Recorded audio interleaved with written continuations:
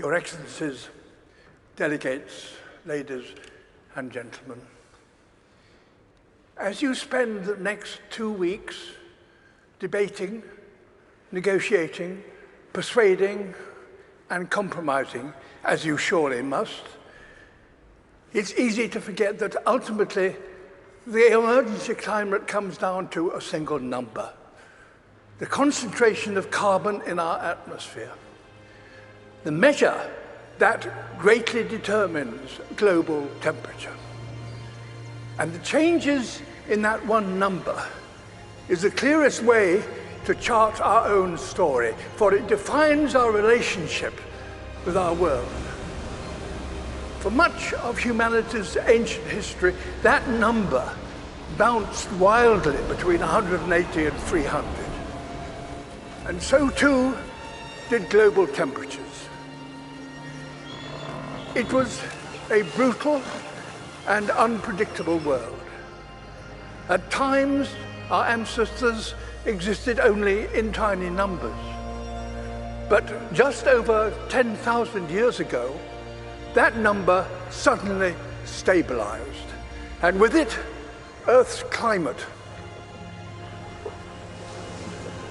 We found ourselves in an unusually benign period, with predictable seasons and reliable weather.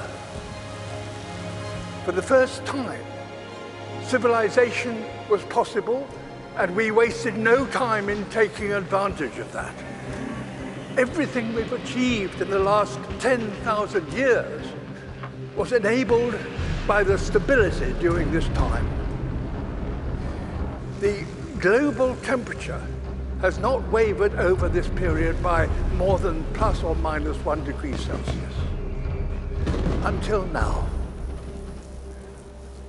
Our burning of fossil fuels, our destruction of nature, our approach to industry, construction and learning are releasing carbon into the atmosphere at an unprecedented pace and scale.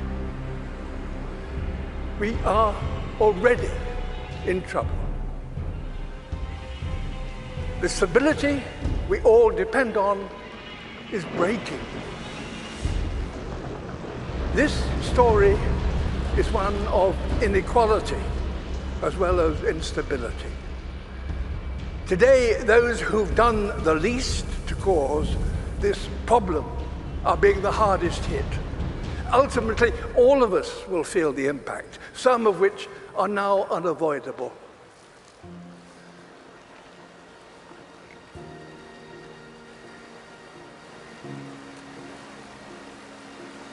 My world is melting. You think you have control, we actually have no control. I'm absolutely terrified to bring a child to this world. Is this how our story is due to end?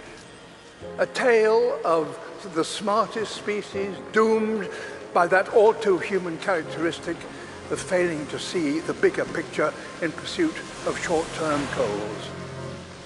Perhaps the fact that the people most affected by climate change are no longer some imagined future generation, but young people alive today. Perhaps that will give us the impetus we need to rewrite our story, to turn this tragedy into a triumph. We are, after all, the greatest problem solvers to have ever existed on Earth. We now understand this problem. We know how to stop the number rising and put it in reverse. We must have carbon emissions, halt them this decade. We must recapture billions of tons of carbon from the air. We must fix our sights on keeping 1.5 degrees within reach. A new industrial revolution, powered by millions of sustainable innovations, is essential and is indeed already beginning. We will all share in the benefits: affordable clean energy, healthy air, and enough food to sustain us all. Nature is a key ally. Wherever we restore the wild, It will recapture carbon and help us bring back balance to our planet.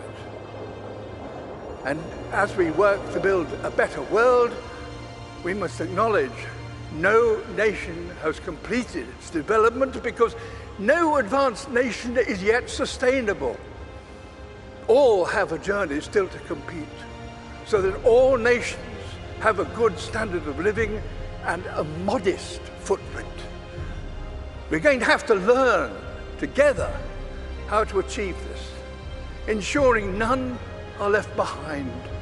We must use this opportunity to create a more equal world, and our motivation should not be fear, but hope.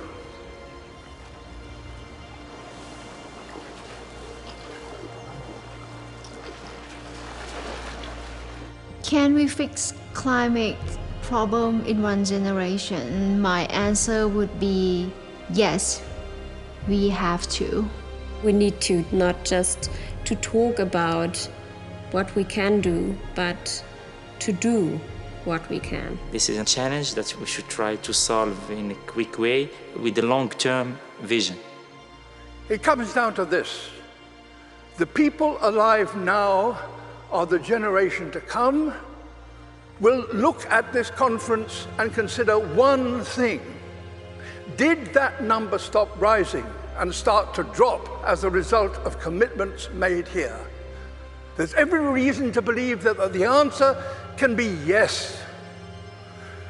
If working apart, we are a force powerful enough to destabilize our planet, surely working together, we are powerful enough to save it.